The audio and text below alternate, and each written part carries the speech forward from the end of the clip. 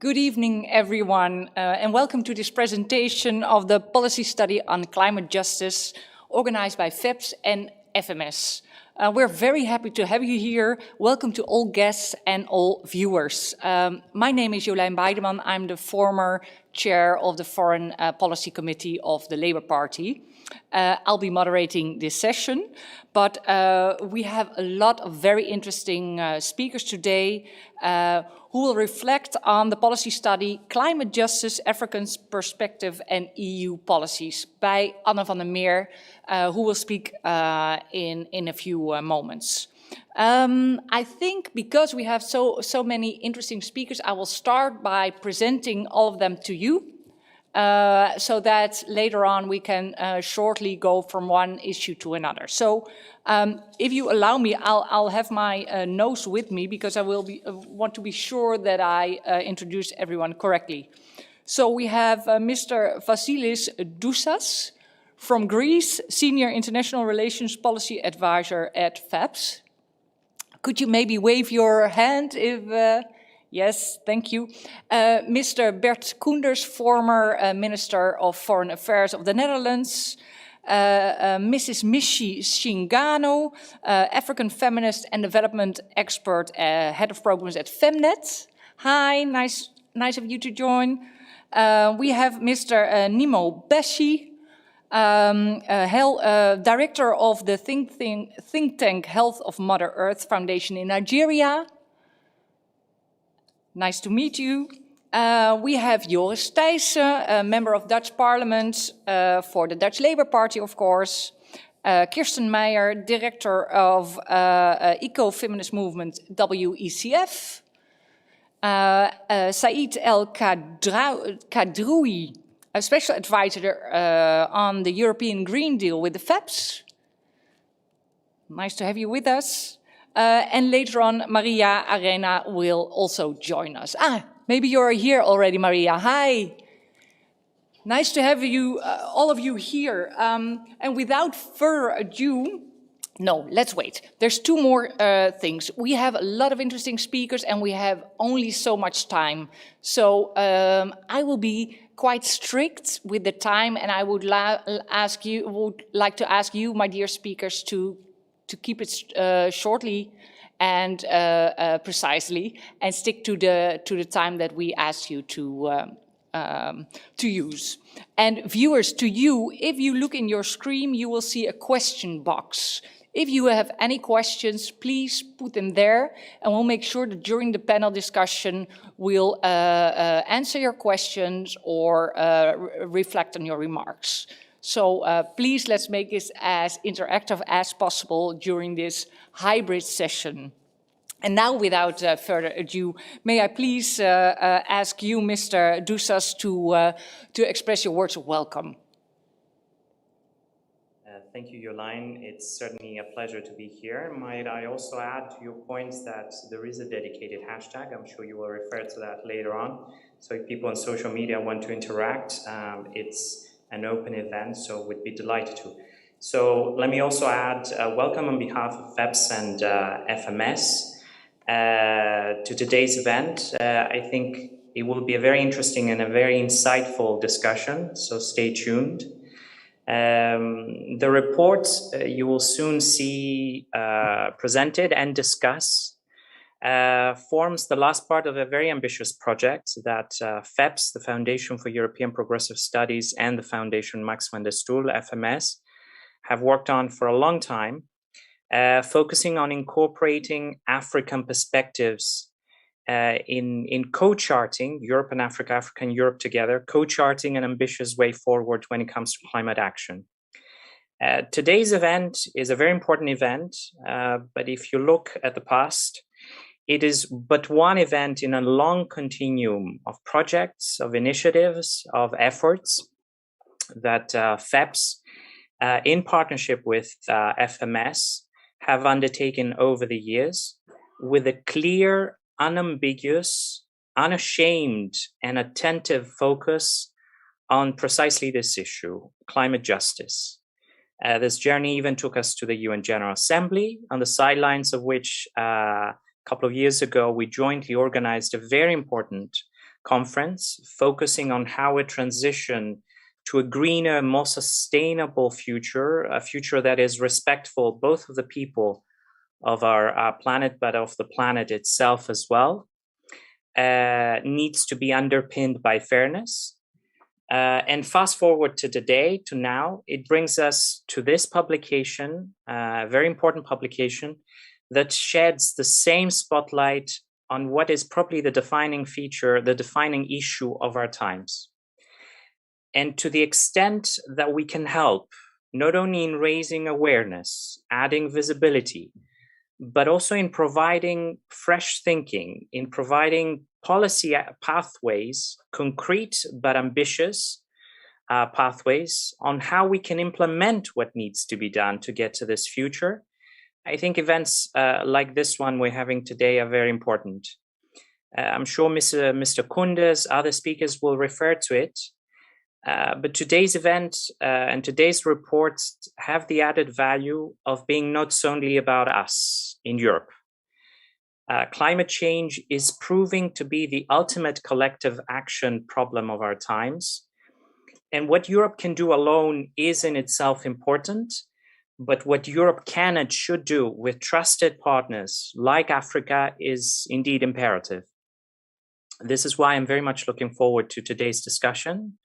It's a discussion, it's an event that brings together European and African voices. It's an event, a discussion that focuses on a timely topic, and we are a little bit more than 2 months away from COP26 in Glasgow. And finally, it's an event that adds to this existentially important plea for urgent climate action, not just of any kind, but action that is based on strong roots of justice. Before closing, I'd like to thank my FEPS colleagues, Susanne, David, Said, Stefano, and Andreas, former colleague Charlotte Billingham, and of course our FMS colleagues, primarily Anne, who's also the author of today's report, and Rosa, for all the hard work in the framework of this project and in general. And should I add, in sending loudly a message. Many thanks indeed, and the floor is back to you, Jolijn. Mr. Doussas, for your passionate cry out, actually, it almost sounds. Mr. Koenders, thank you for being here.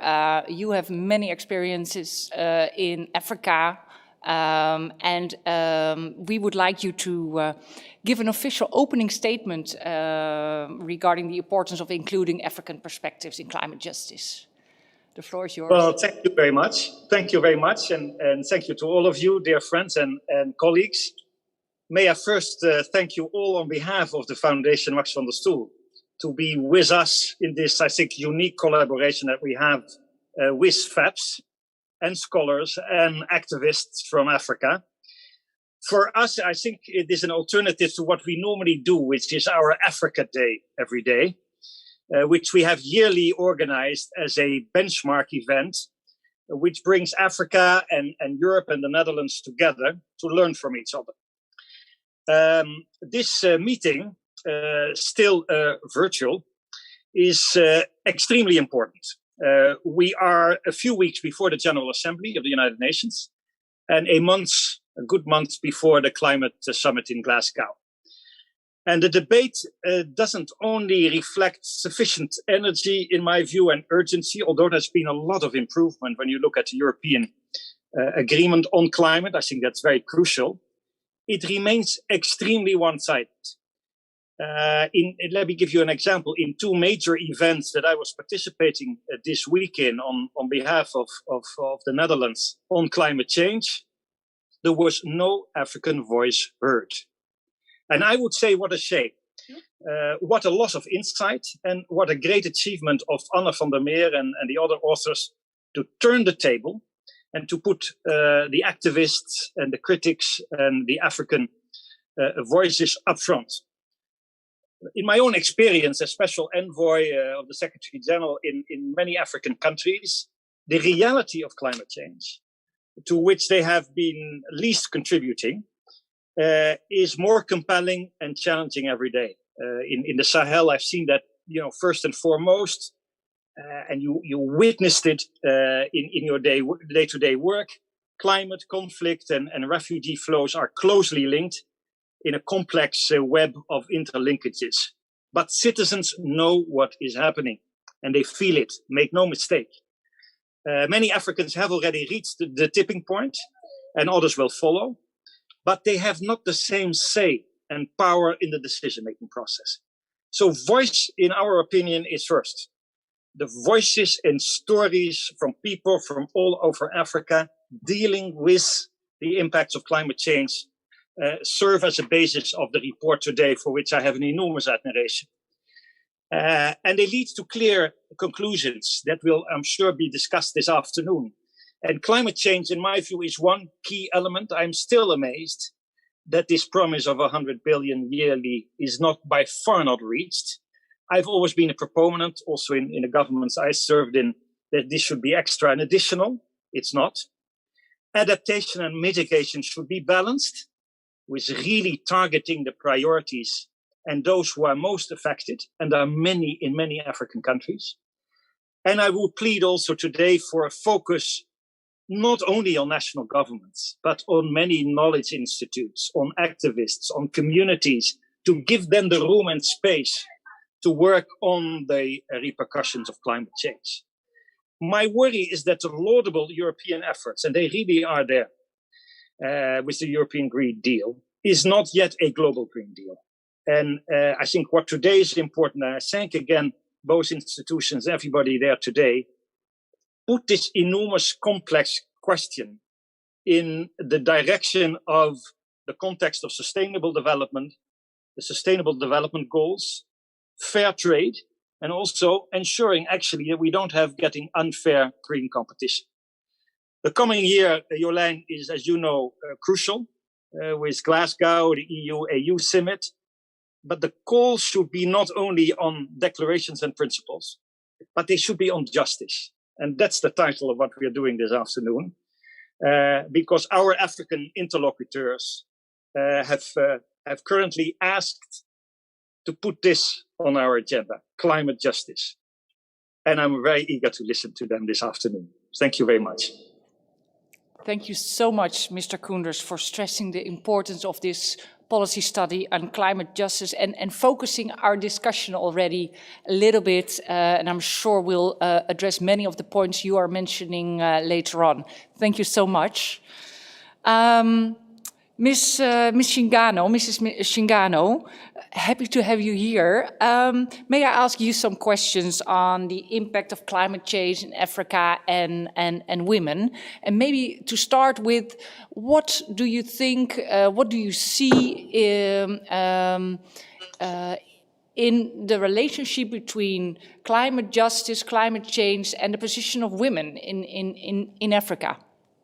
Although Africa, let me put that, Africa sounds like the whole continent is one. Of course, there's many differences. We need to stress that. So, but please share your perspective with us. Thank you so much, Madam Moderator. Indeed, Africa is not a country, it's a wide and huge continent. But I have been lucky to identify myself as an African.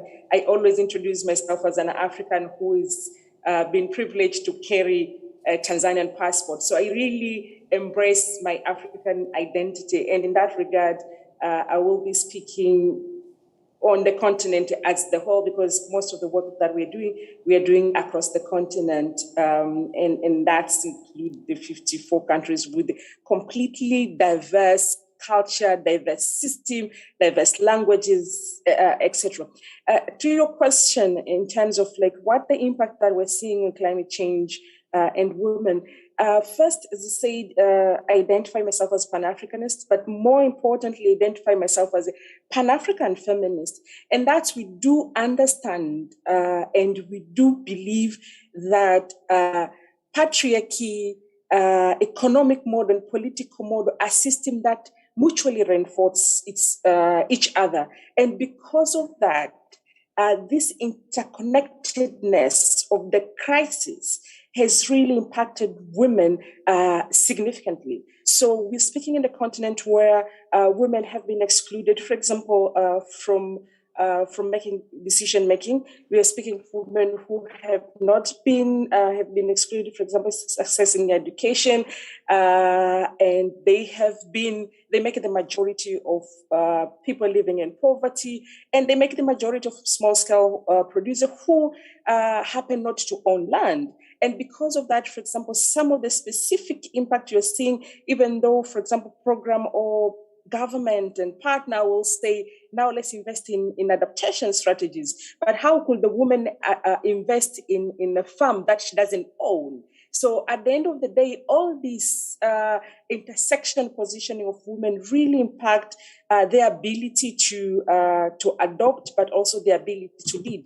And one of the critical problem that we're increasingly seeing, even though most of the African women, for example, in relation to climate change, but also to other sectors, have been seen, and rightfully so, they are at disadvantaged position. But often we forget that these women, they have also been custodian of land, custodian of knowledge, and they're often been treated as just beneficiaries. So we are not seeing them, for example, as an active actor in engaging, designing, innovating, investing in climate change. So they become recipient rather than active actors, and that really impact on the ability to adapt, because often they have been told what to do rather than us supporting them to do what they do best.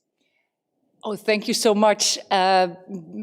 And may I please continue with a question on how to do that? So if we say women should be on the forefront of debating and deciding on climate change, Bert Koenders already talked about hearing voices, but there's also policy mechanisms. Could you give us 2 or 3 elements that you think are essential to make sure that the position of women in climate change discussions is strengthened?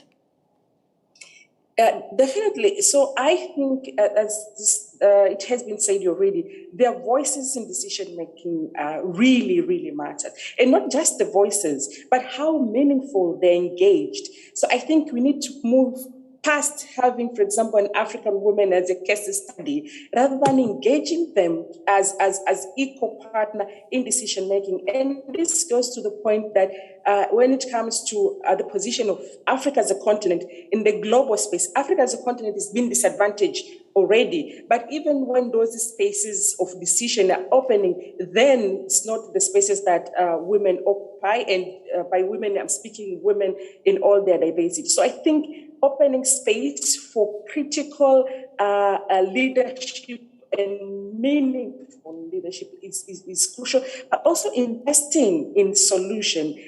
It's past time that we really invest in Africa to find solution for the climate change. One of the things that I'm really passionate about, and the things that I fear, as it has been said and well documented, that Africa contributed the least to the global emissions. So climate change has been brought to the continent, but and we are carrying the burden of the climate change. What I fear the most, that even the solutions will be brought to the continent. So we have brought the problem, and the solution will also be brought. So what's the role of Africa? So I feel there is need to intentionally and adequately finance women and Africa in general to innovate, find solution for the problem that they face in addressing to climate change. But also there ought to be a mind shift change, because unfortunately, if you look at the continent and across the board, those who have tried to live a green life, a sustainable life, they end up happen to be the most poor. So in the continent, being sustainable, having a small scale farmer, doing ecological study, you are condemned to poverty. So the idea of success is the idea of overconsumption. The idea of success in development is the idea of destroying the environment, and people are rewarded by destroying the environment. So that shift to say that those who are being friend to the planet, they are the one that they should be taken out of poverty. So we need to equally address poverty and making sure that we are changing that mindset and center women as an active factor. Oh, thank you so much for combining both poverty issues, climate change, climate justice, and empowerment of women. Thank you so much, and hope to hear from you during the panel discussions to hear more of you. But I would like to give the floor to Anne van der Meer now. Anne van der Meer, who has been working for FMS for 7 years. She's been the author of many research papers. And today, at this presentation, you will tell us about what you found, what you researched regarding the African perspectives, but also the EU policy actions. So please share your research results with us. Thank you, Jolijn, and thank you everyone for joining us here today, our speakers, and also everyone who's watching this session. I'm actually really proud to present this study. It's been a 2-year-long process together with FEPS and FMS, but it's been a great product, and I'm really happy to present it to you. Because climate change, I think, is the biggest challenge of our times. Africa especially is a continent that faces already many injustices, and it's also hit hard, really hard, by climate change. Part of it is due to its geographical location, but also because of social and development challenges that exist in many countries in Africa. And that's why, because Africans are impacted so hard by climate change, it's really crucial and essential to hear their voices, to hear their stories, to include their perspectives also in the policies that we make here in the EU, that we make here in the Netherlands. So thank you, Michi, also for giving your story already, for putting emphasis on gender. But in our study, we have a lot of stories we collected with the help of some great journalists in Africa. On the slide, you can see a picture of Philip Miranda. He's from Zimbabwe. He's a local entrepreneur with a small welding shop. And Zimbabwe is a country that for its electricity supply, it's dependent on hydropower. But because of climate change, there are a lot of droughts, and therefore the energy supply is often very unreliable. So what Philip Miranda told us is if he has a large welding job, he has to work during the night, because then the electricity is most stable. So you see how climate change impacts his personal life, his business life, but also, of course, the economy of a whole country. Another thing you see in Zimbabwe is China is willing to invest in the energy supply in the country, but they're investing in coal industry. So that will, in the end, even deteriorate the situation. Let me see. We have another picture. Unfortunately, I don't have a picture of herself, but we got a story as well from Apollina Olinga from Congo. She's the chair of a women's journalist organization, and she told us about the impact of climate change in the country, but also on the rest of the continent. What she sees is the disrupted seasons because of climate change, the floods, the landslides, but also strong winds that devastate the crops. So you already see there's a lot of impact on the agricultural part of the country, which also really impacts the food security in Congo. And you see this same in many countries in Africa. And here you see 2 women from ARUE, which stands for Action for Rural Women's Empowerment in Uganda. Because in Uganda, in rural Uganda, many people, many women are dependent for their cooking on firewood and charcoal.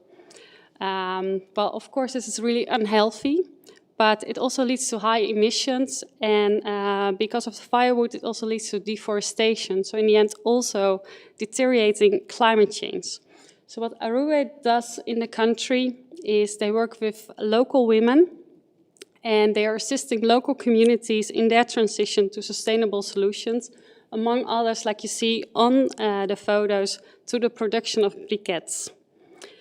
What all these stories have in common is that it shows the impact of climate change on the lives of many ordinary Africans. It also shows that climate change has many injustices. So the impact is mostly felt by those who are not responsible for causing it. But Koen also already said something about this. They also often lack the means to really deal with climate change, to be able to adapt or mitigate to climate change. And they are also underrepresented in the places where solutions are made. And as FEPS and FMS, we believe this needs to change because we need inclusion to be able to make this global shift needed for the climate transition.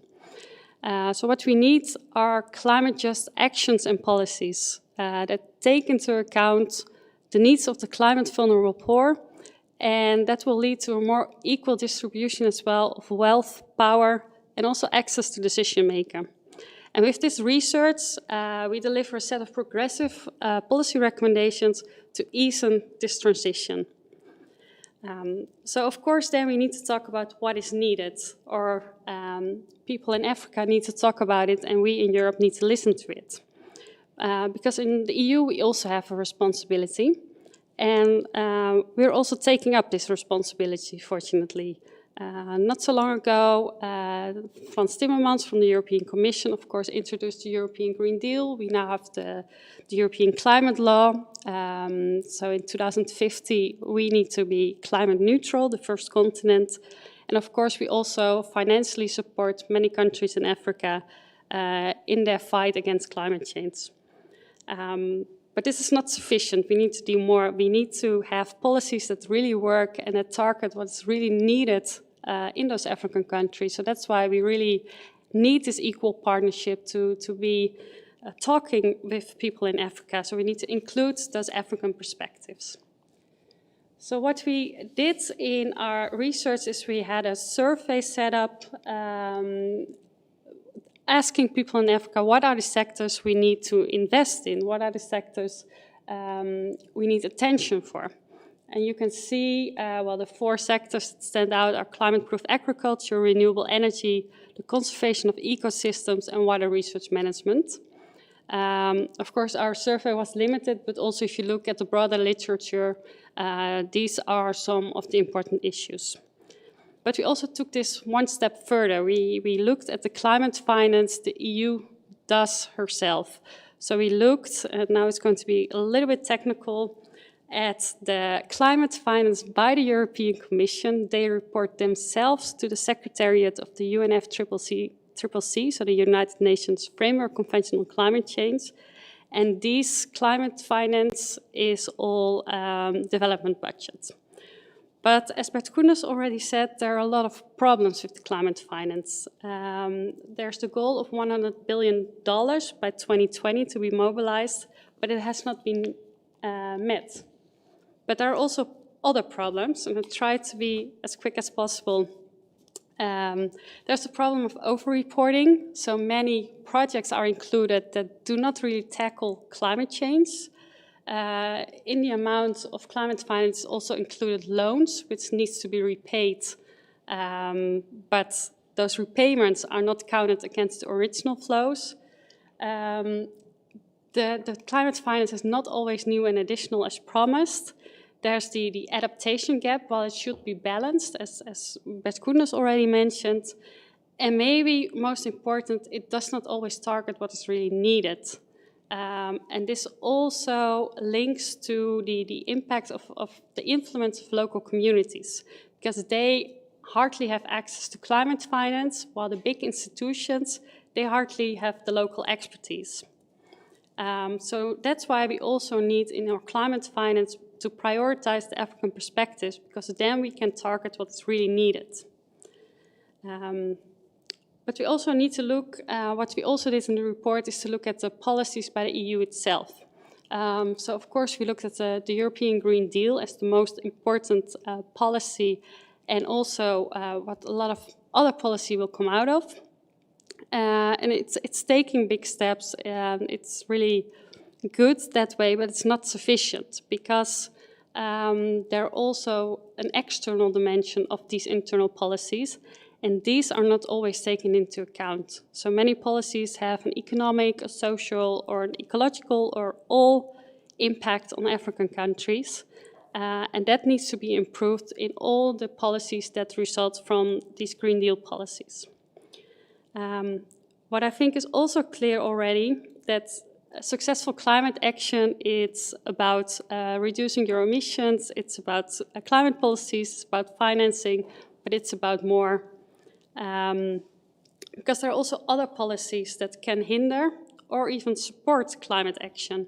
And especially its support, we need to increase that. But there are also many examples of other policies that have a negative impact.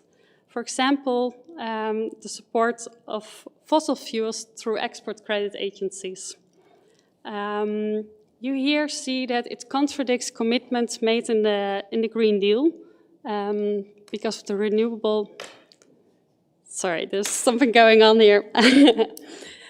You see with the export credit agencies that there's a lot of investment in the fossil fuel sector, which contradicts commitments made in the European Green Deal. And it's also money that can be invested in renewable energy or any of the other priorities identified by Africans themselves. So that's why we say it's really important that all of the European policies are coherent with first its own development objectives, but also the climate goals of the Paris Treaty, which the EU committed to, and also, of course, the Sustainable Development Goals, which the EU also committed to. So then we come back to, it's my last slide, Jolijn, I'm almost ready, to the title of our publication, Climate Justice, African Perspectives and EU Policies, a Call for Action. So what then is our call to action? How can the EU and its member states ensure that climate just action targets the needs of those most vulnerable to climate change in Africa? Well, the first step, which I hope is clear already, is to include those African perspectives in all steps of EU policy making, to really be equal partners from the start to the finish. But also a second step is to prioritize the most vulnerable countries and communities. This means that public climate finance should focus on adaptation, and that the finance mechanism also needs to be accessible for local projects, for smaller projects. And finally, of course, to ensure the coherency between European policies, the development objectives of the EU, climate goals, the Paris climate goals, and the Sustainable Development Goals. So these are just a summary of our recommendations. Of course, you can find the full list of the recommendations in our policy study. And we really hope that with these recommendations, climate just actions that do take into account African perspectives will be implemented. So I'm looking forward to hear all your thoughts, and thank you. Thank you, Anne, and thank you for this tremendous effort and work resulting in this very important paper. Maybe one question, you mentioned adaptation gap. Could you please maybe share with us what is that exactly in the African perspective as well? Yeah, I went over that pretty quickly, I think. It's Bert Koenders already also mentioned that we need to have a balance between adaptation and mitigation, where mitigation is, of course, trying to limit climate change, and adaptation is trying to deal with existing climate change. And what you see with regard to climate finance is it's a combination between financing from the private sector and the public sector. And because with climate mitigation projects, it's really much easier to get a return on your investment. So that's why the private sector mainly invests in mitigation. But if you want that balance, which we committed to, that means automatically that from public finance part, we need to invest more in adaptation, and that's done insufficiently. So. Thank you, because I'm sure that this topic will will be mentioned in our discussion. And this discussion, our panel discussion, we will have after the first response to Anne's presentation. But maybe viewers, may I put also a call to action to you? We have a question for you, and maybe you can use the question box. What do you think is the most important thing the EU should do to support African countries in these climate emergencies? So please put your answers in the question box, and we will be sure to address them later on in the panel discussion. And if you have someone specific you would like to respond to your question or answer, please write that also in your remark. But now, let's please ask three distinguished guests to respond to the presentation. And Mrs. Arena, a member of the European Parliament for the S&D from Belgium, may I please ask you to respond first? Thank you. Thank you very much. I hope that you can hear me. And thank you for the presentation that we have had. And I have two important ideas. Say that our Western development had an impact, a very, very bad impact on Africa in the past generation.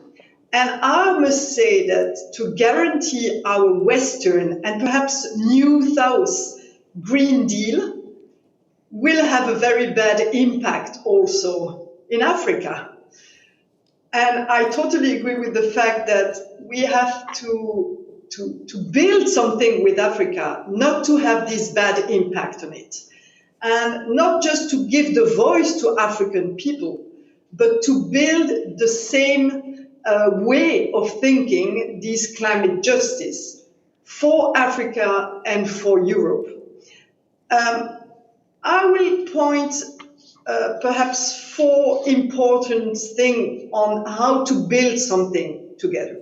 The first thing is, and I totally agree when the previous one said, we need to have a coherent policy in Europe when it comes to the internal and the external policy. I take one example. One of our important industrial sector is the chemical sector in Europe. And of course, we have some rules in Europe to have a chemical sector being more respectful for sustainable development in Europe.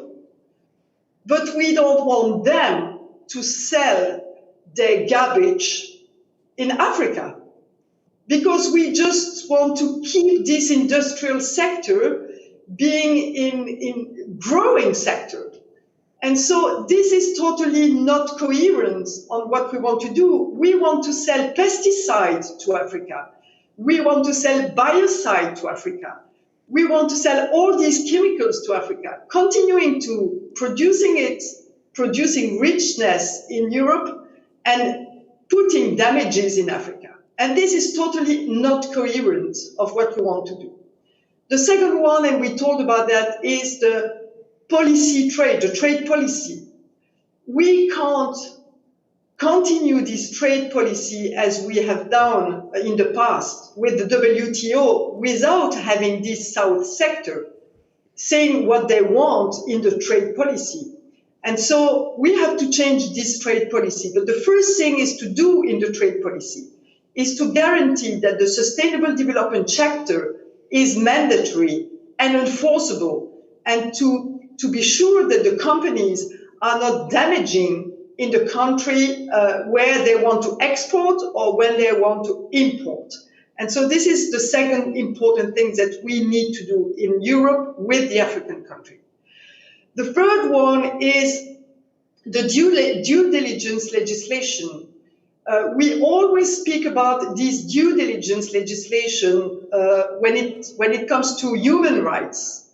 But for me, it is important to have human rights, of course, but environmental rights is really important. Guaranteeing that the companies selling things in Europe are not in a value chain that is destroying environment in a country. I take the example of the Amazonia when it comes to import agriculture product destroying the forest. And so it is really important to guarantee that this due diligence legislation is here at the European level, but also with a UN binding treaty on business and human rights and environmental rights. The fourth one is how to pay for it, how to pay for this transition for people here, more vulnerable people here in Europe, but also more vulnerable people in southern country in Africa. When you are living on fossil fuel energy, on the exportation of fossil fuel energy, and when we say that we are not using this energy anymore, it will impact these populations. So it will need money to mitigate and to accompany these people. So it will be necessary to have this tax avoidance system to fight against this. And so it's important in Europe, but it is also important in Africa. And I was, just before being here, reflecting on anti-corruption mechanism. We have to have this anti-corruption mechanism for Africa, but also to guarantee that these assets are not in Europe. A lot of assets by the corruption in Africa are just in Europe for the moment. So we have to fight against this tax avoidance to be sure that we can pay for the transition. And last point is to say that I want to speak about agriculture. We are in a model of agribusiness at the European level, and we want to develop this agribusiness in other countries, in Africa, for example. This mechanism is really a wrong one. It is not sustainable for the people. It is not sustainable for the planet. So we need to work on this new agriculture mechanism, focusing on the priority of the population in Africa, but also on the demand of the population in the rich countries. But this mechanism of agriculture, agribusiness, it is not functioning anymore. But the problem is that we are going in the Green Deal, we continue to do this CAP, this agriculture policy, European agriculture policy, and for me it is totally wrong to do so. And I come back to the coherence that we last need point, to have please. in Europe. Thank you. Yes. This was my last point. Thank you so much. Thank you, Mrs. Serena. May I please invite Mr. Bessie to respond to the policy studies? Thank you so much. It's been a very exciting session. I took a lot of time to read the document, and I find that the contents resonate very positively, especially with regard to the impacts and consequences of climate change in Africa. And the African voices that were quoted really laid it out, because some of these things are not just, they're not mere technicalities, but things that affect people's lives. I note also in the report the fact that the very premise of the Conference of Parties of the United Nations Framework Convention on Climate Change is supposed to be justice in the common but differentiated responsibilities. But since the Copenhagen Accord, that has remained only by name. The report also correctly states that there's a negation.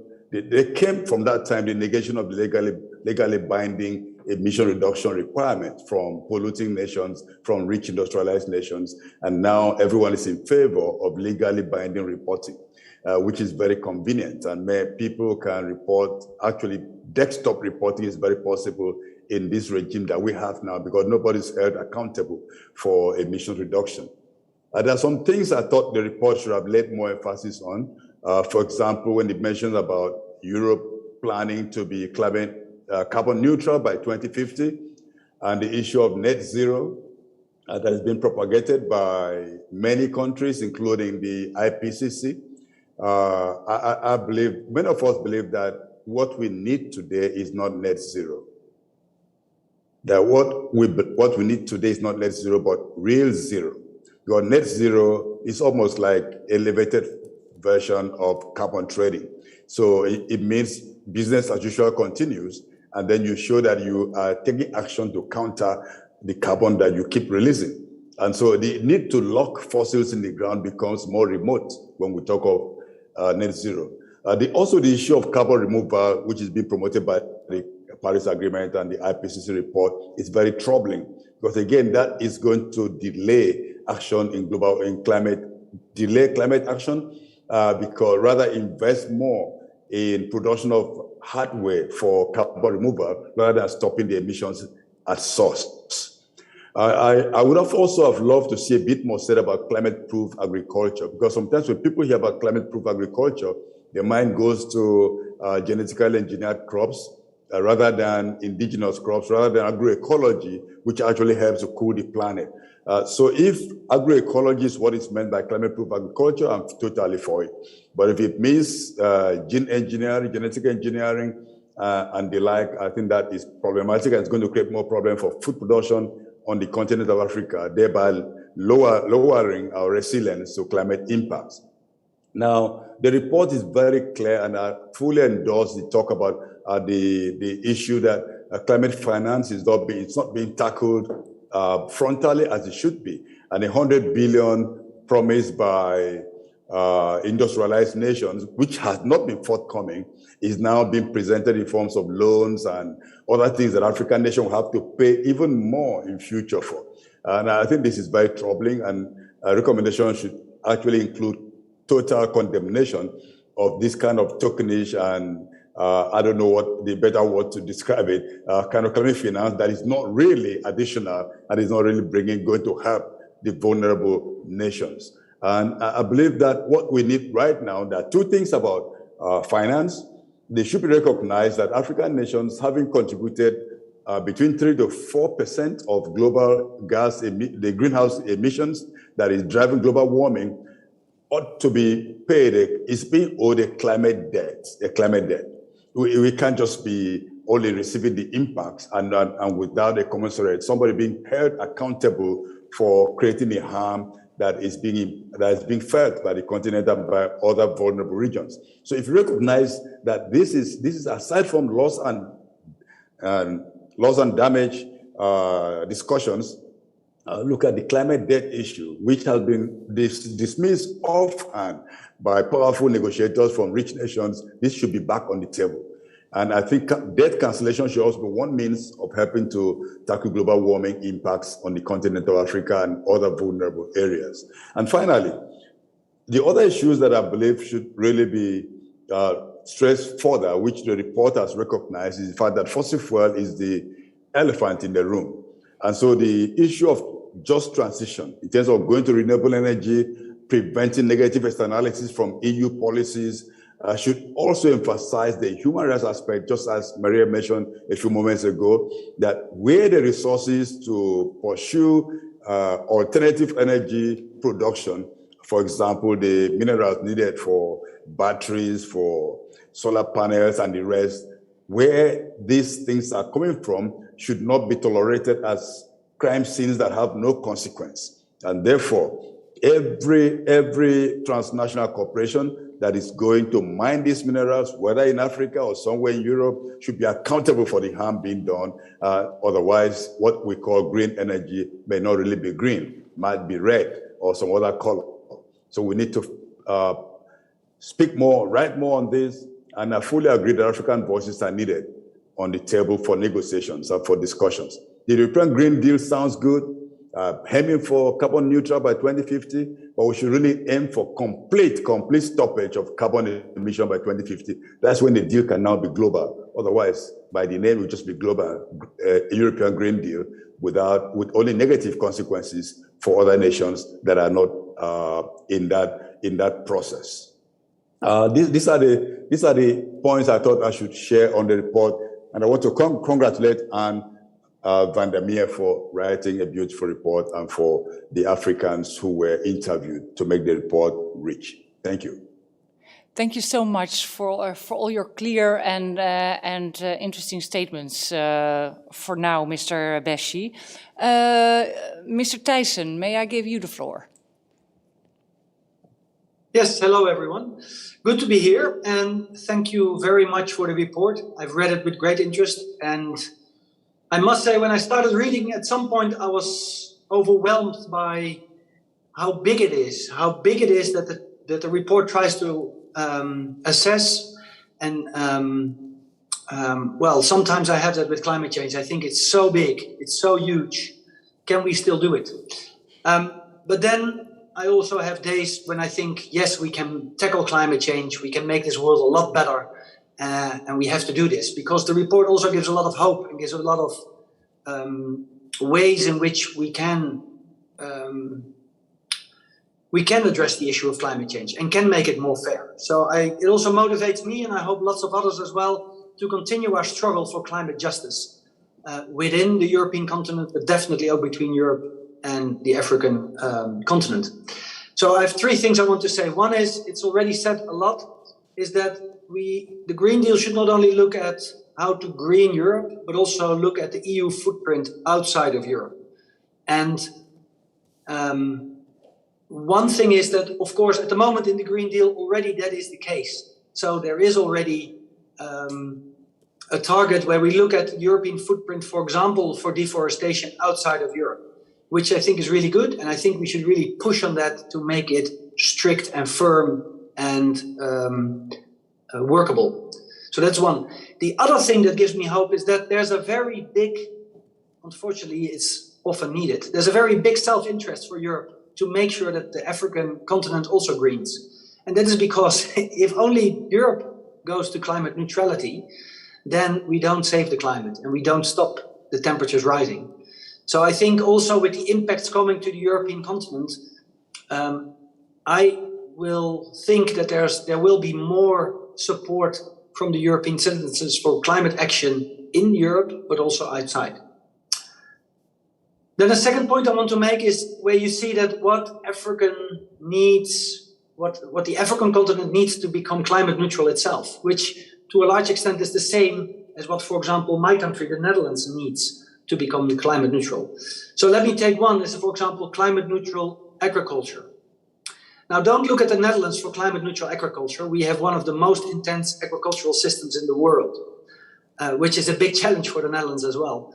On the other hand, I think when we manage to become climate neutral, obviously this is a technology that should go around the world, and that should definitely also go to the African continent. And I think we should benefit from each other to make sure that both agriculture in Africa and in Europe becomes climate neutral.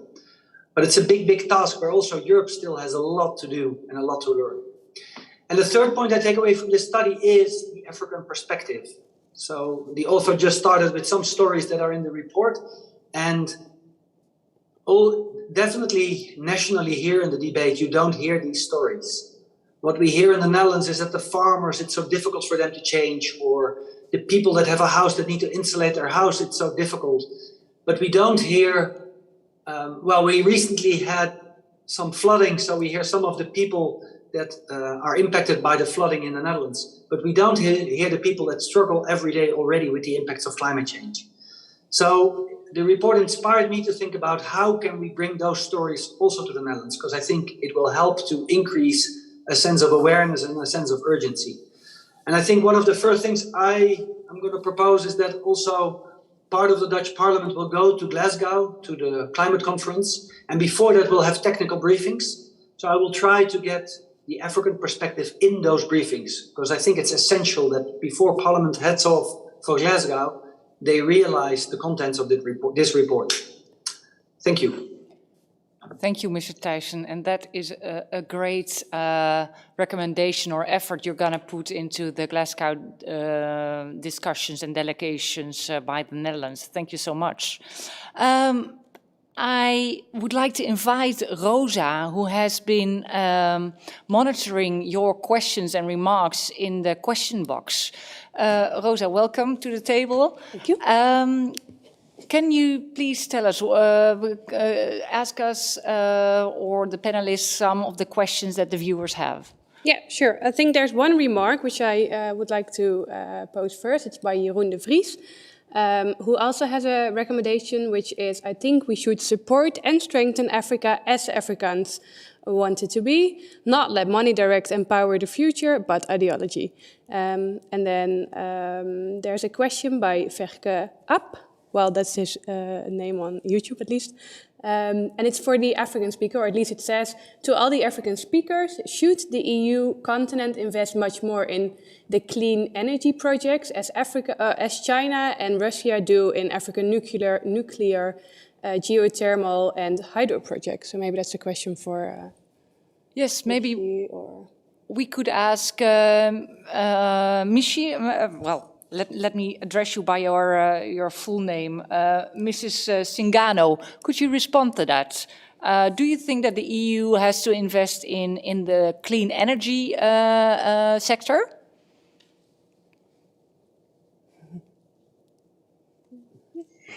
Yes, so I will say definitely yes. I think they need a lot of investment in clean energy, taking into the consideration, for example, the continent itself, still the access to energy is not universal as of now. So, and there has been a lot of conversation whether Africa should use the resources that they are discovering now, or should make those resources stranded so that we can leapfrog to go to the clean energy. So I feel like clean energy is one of the areas that really need investment, and EU should prioritize that.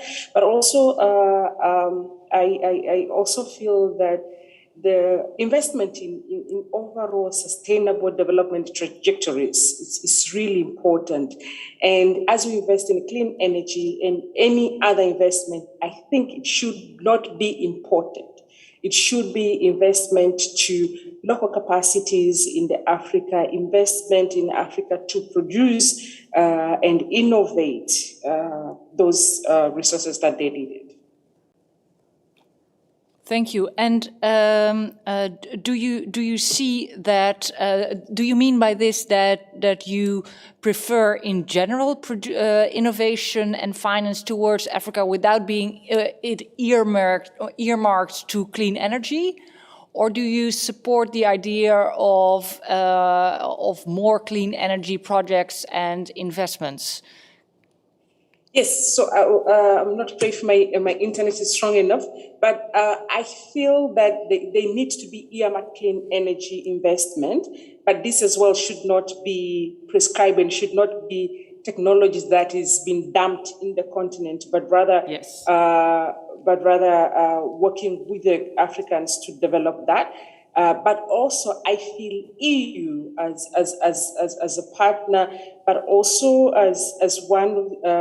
As collective, as a bloc that they have emitted the most, they need as well to take responsibility and invest in development trajectory that sustain the health of the planet. Thank you. Mr. Bessie, if we talk about clean energy and the topic you raised of real zero instead of net zero, can you see a relation between those two topics?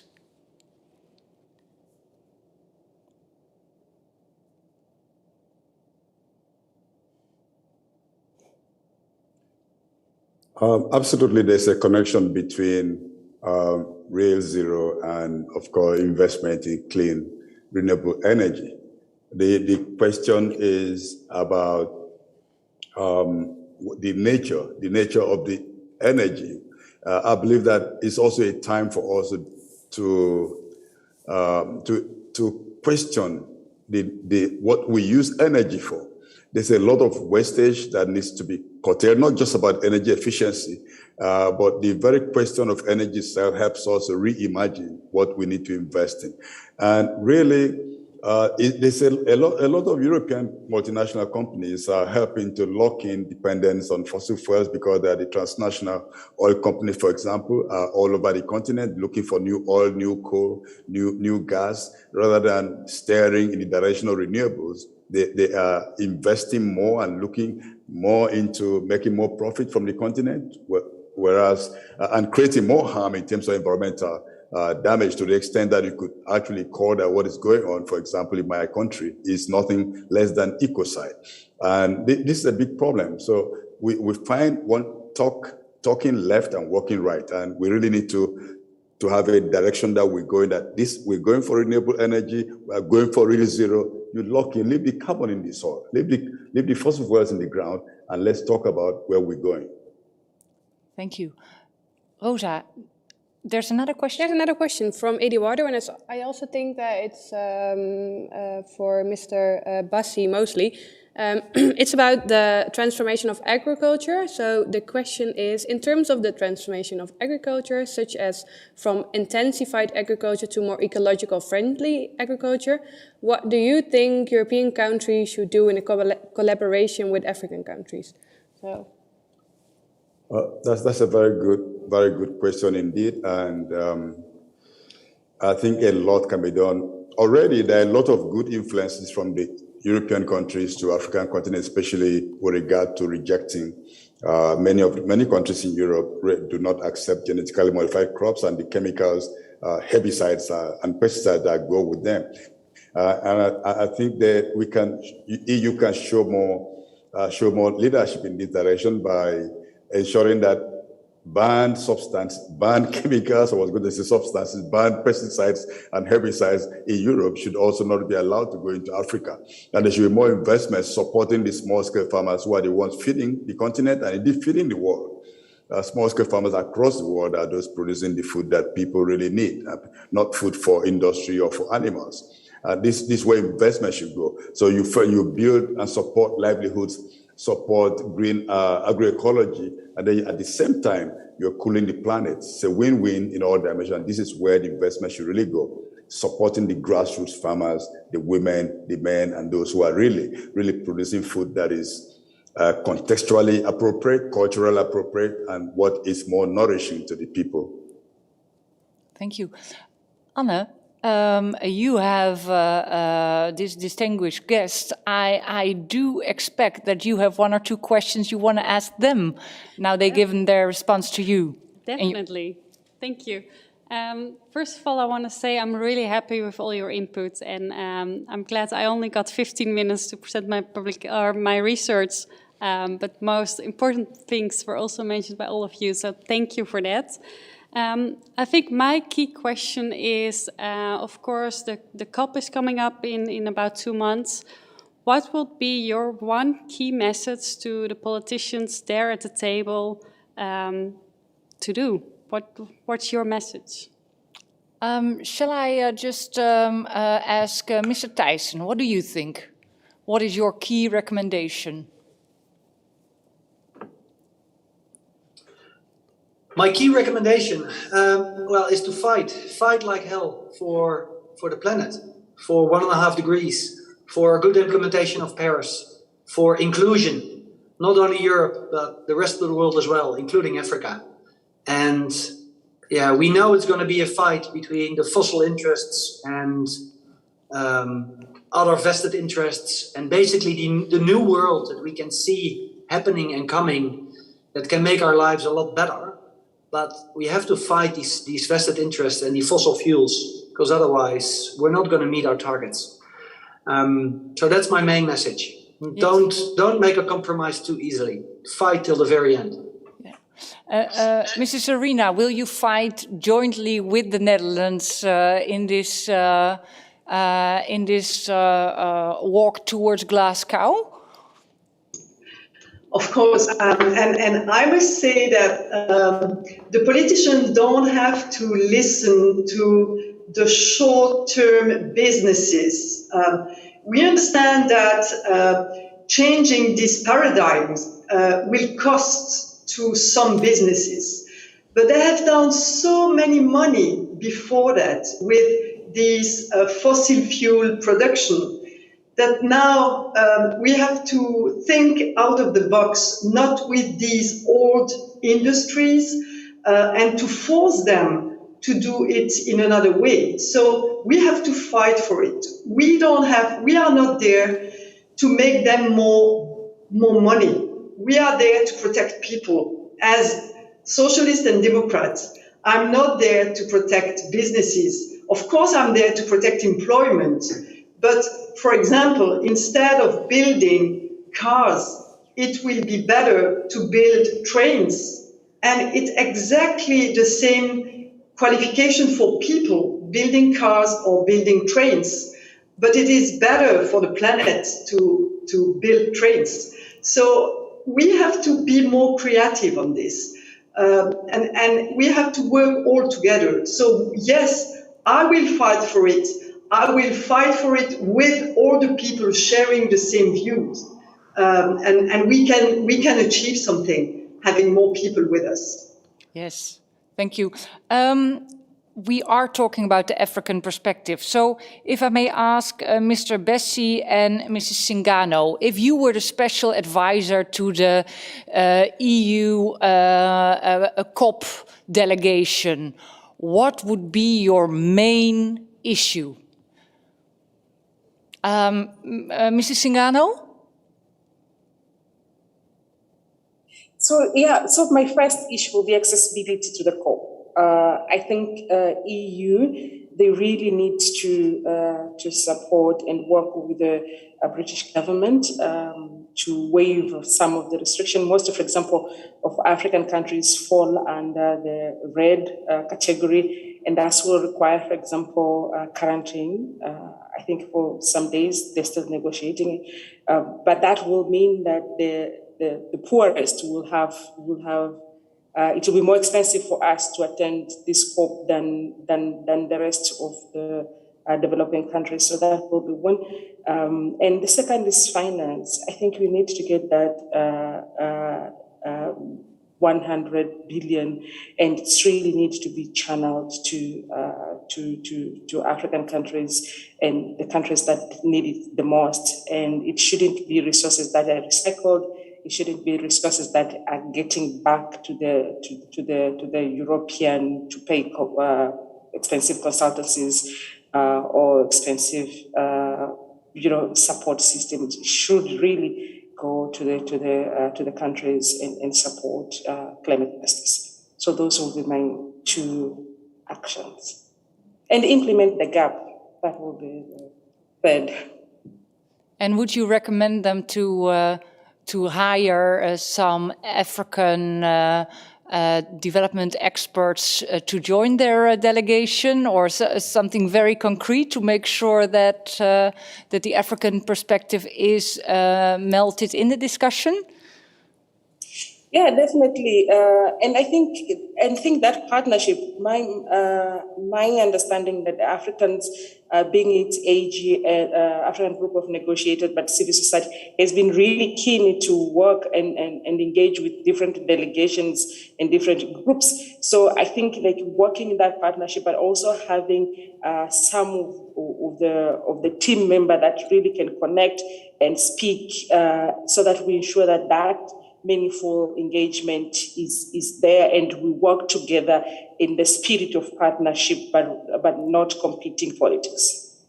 Thank you, Mr. Bessie. What would your number one recommendation to the EU delegation be?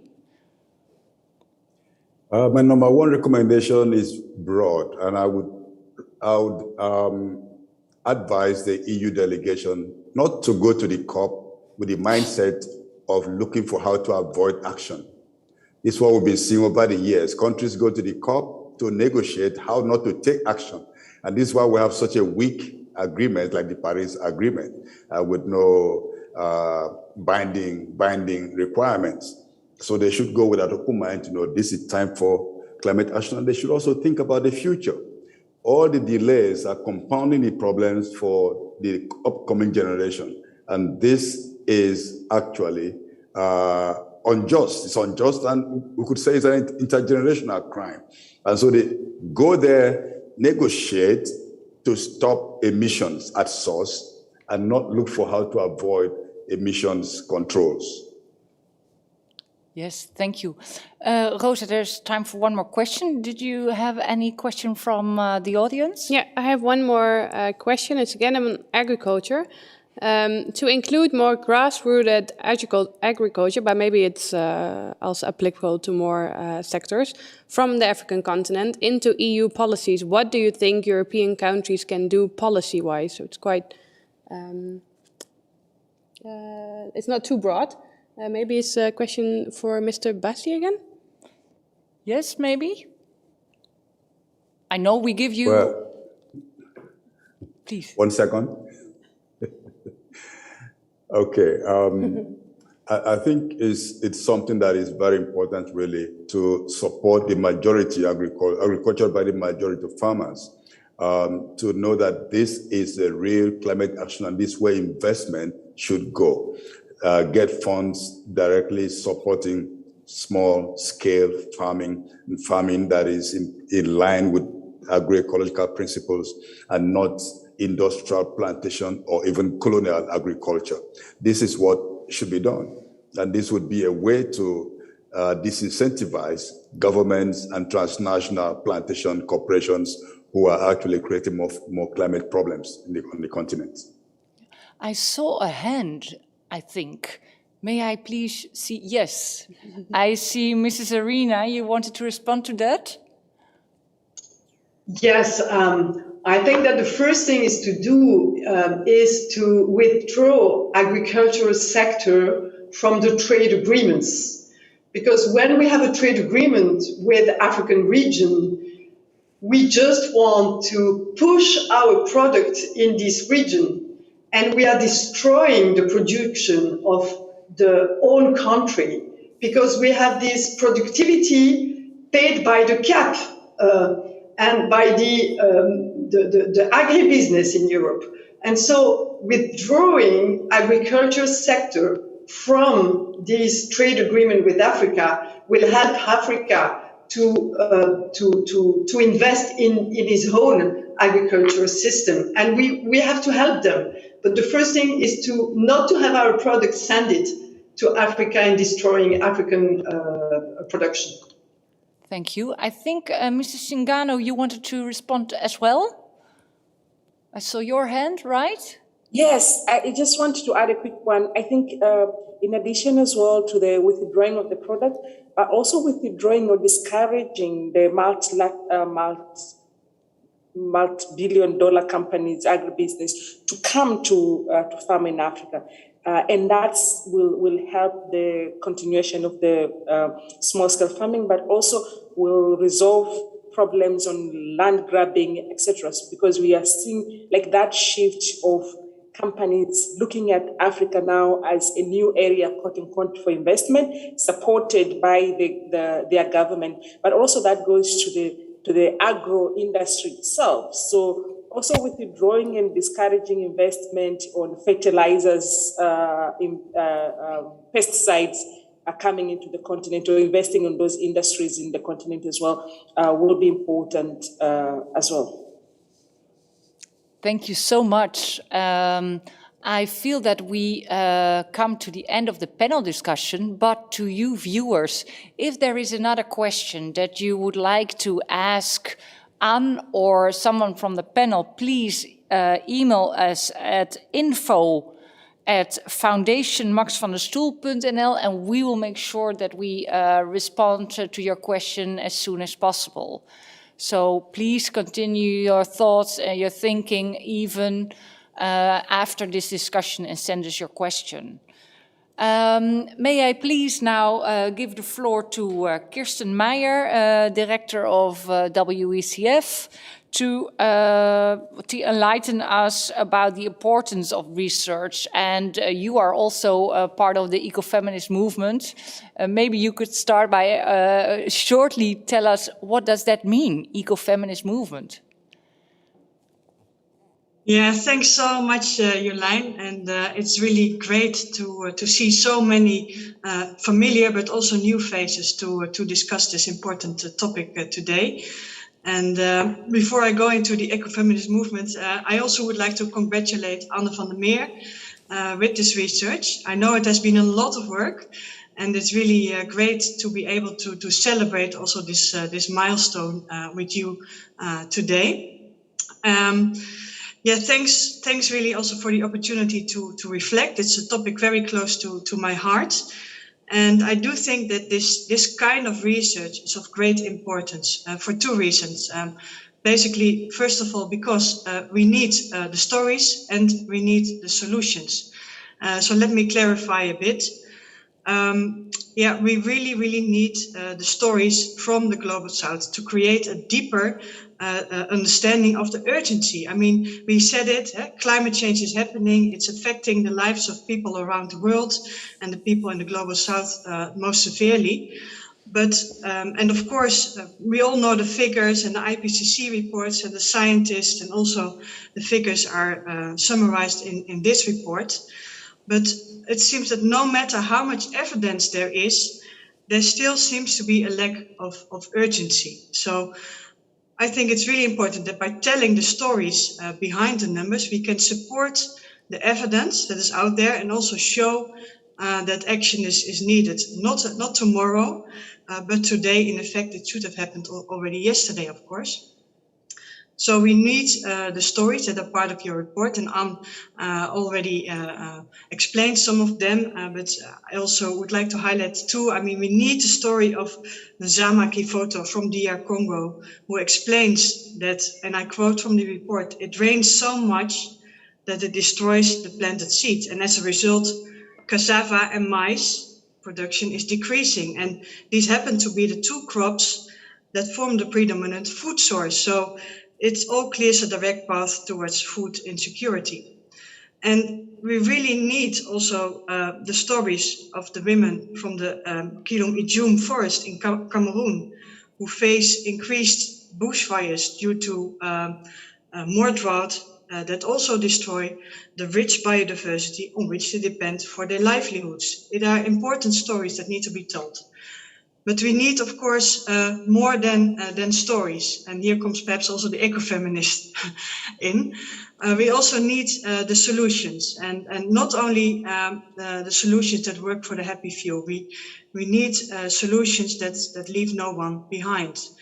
So these right solutions, they should include the perspective of the people that are most affected, simply because they know what works best in their context. It has been said many times this afternoon. And also because it holds an independent and a critical mirror to the face of those actors that are actually causing the crisis, the polluters, that are, as we know, mostly based in the global north. So yes, we need this mirror. We need this mirror in the European Union, and especially also in the Netherlands, which as a small country has a very big carbon footprint. So thank you very much for mentioning the fossil elephant in the room. It is unbelievable, I think, that governments and investors, including our own pension funds, continue to invest in fossil fuel industries, which is the biggest contributor to climate change. And thank you also for investigating the adaptation gap, showing that despite the ambitious claims, EU climate finance is not sufficiently going to much needed adaptation, supporting those countries that are facing the crisis right now. So, and thank you also very much for pointing out the importance of rights, resources, and representation of women in the context of shaping policies and actions, to ensure that those who are in the front line of climate change are part of the solution. So, yeah, there are many more recommendations in the report, of course, that are worth highlighting, but I also would like to round up soon and give it back to you, Lijn. But there's one more observation I would like to bring to the table. And here I'm speaking as the director of an eco-feminist green civil society organization, but also as the former international secretary of a social democratic party, the red political party, the PvdA in the Netherlands. And I strongly believe that if we want to put a halt to the climate crisis, we need to bring together the green and the red agenda. So, and of course, in the Dutch context, there are many reasons for the Partij van de Arbeid, the Dutch Labour Party, and the Greens, the Green Left Party, to cooperate intensively.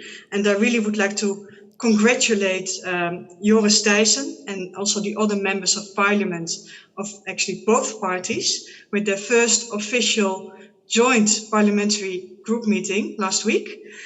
And there are very good, many good reasons to join forces, and this is one. We need to get away from the thought that the transition is an elitist project.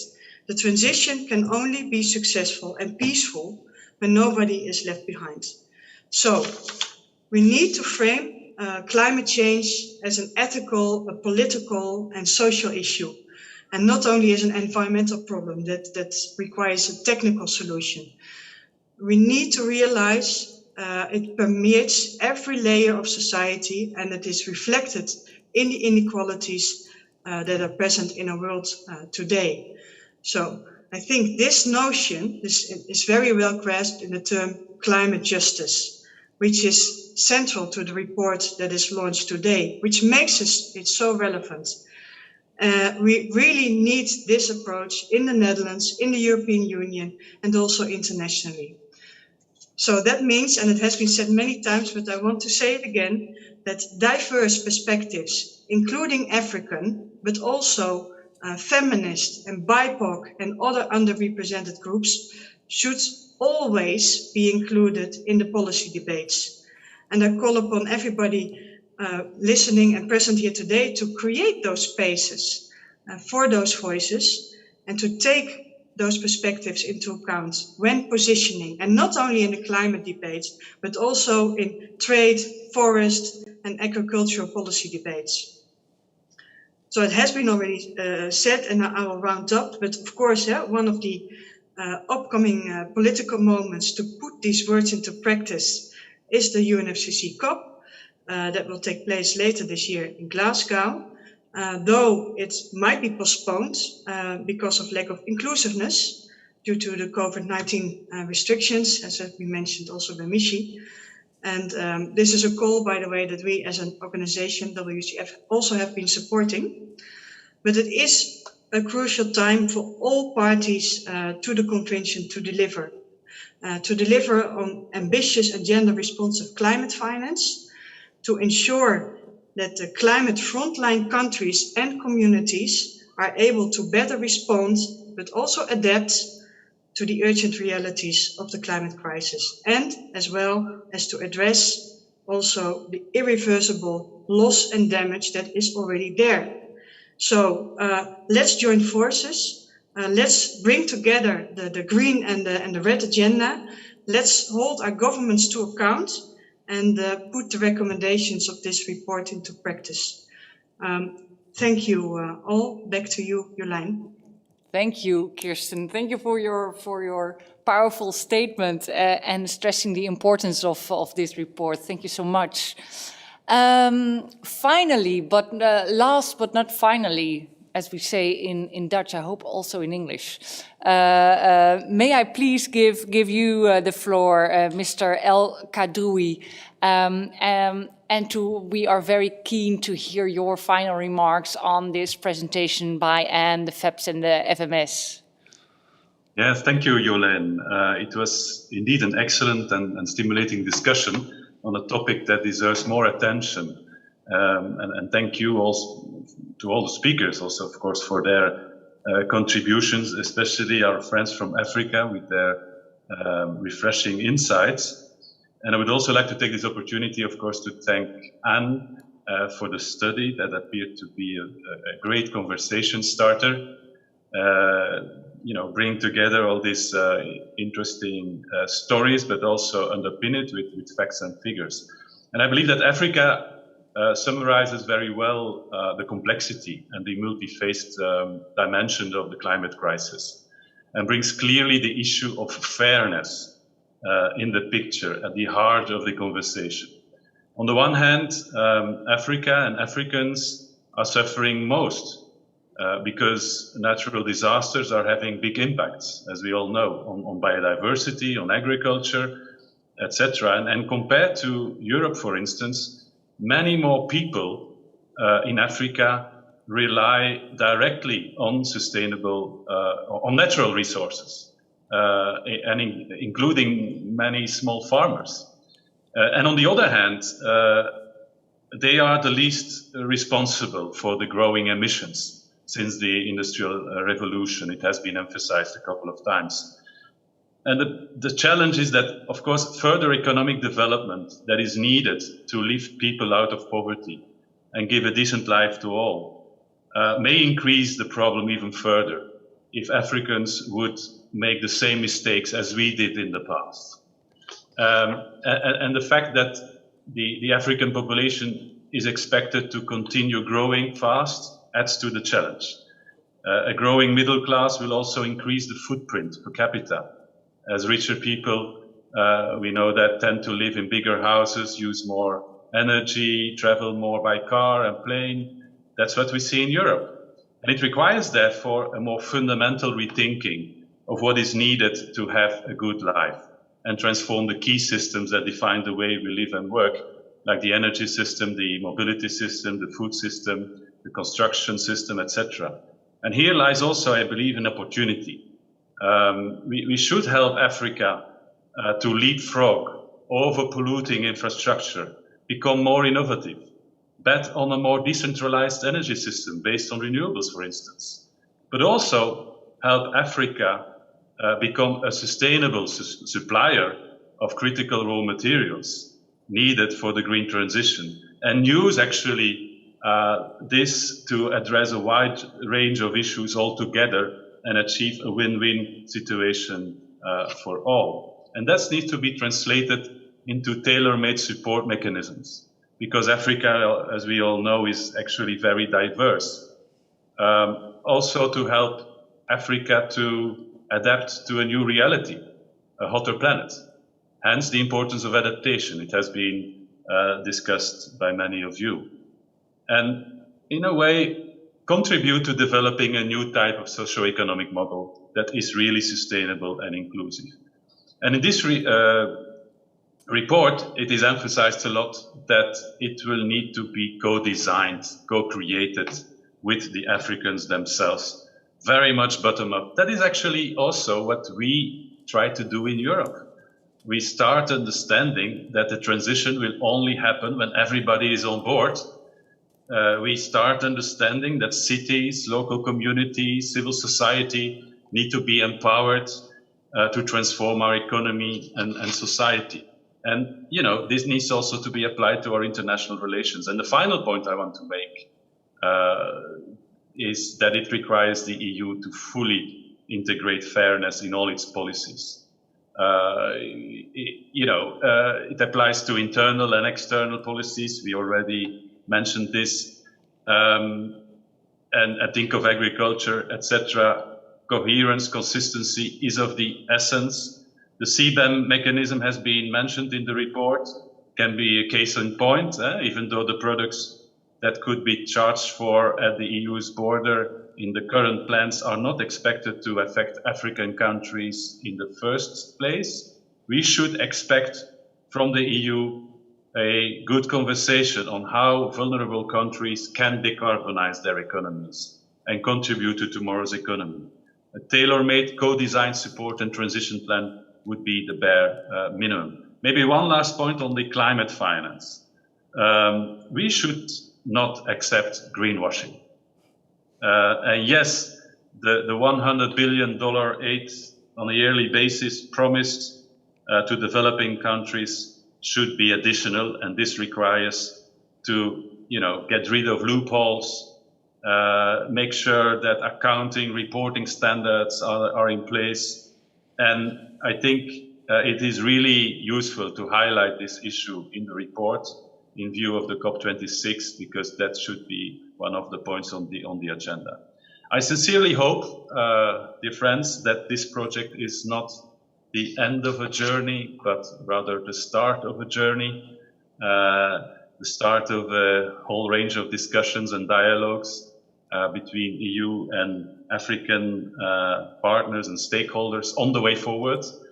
A great objective would be to see a number of the recommendations mentioned in the report integrated in the discussions during and beyond COP26, but also in the preparations for the next EU-Africa summit that should take place next year. So congratulations to all, and let's continue the discussions at other fora. Thank you very much. Thank you so much for this beautiful roundup of the discussion. I want to thank you all for joining. Find the publication on www.maxvanderstoelfoundation.com. And Anne, I want you to have the final closing remarks of this session. Well, let's set it in the words of Joris Thijssen. We have to fight like hell for this planet, and we have to fight like hell to include this African perspective. So thank you all for joining, and we're going to work on bringing those recommendations into practice. Thank you. Thank you. Bye.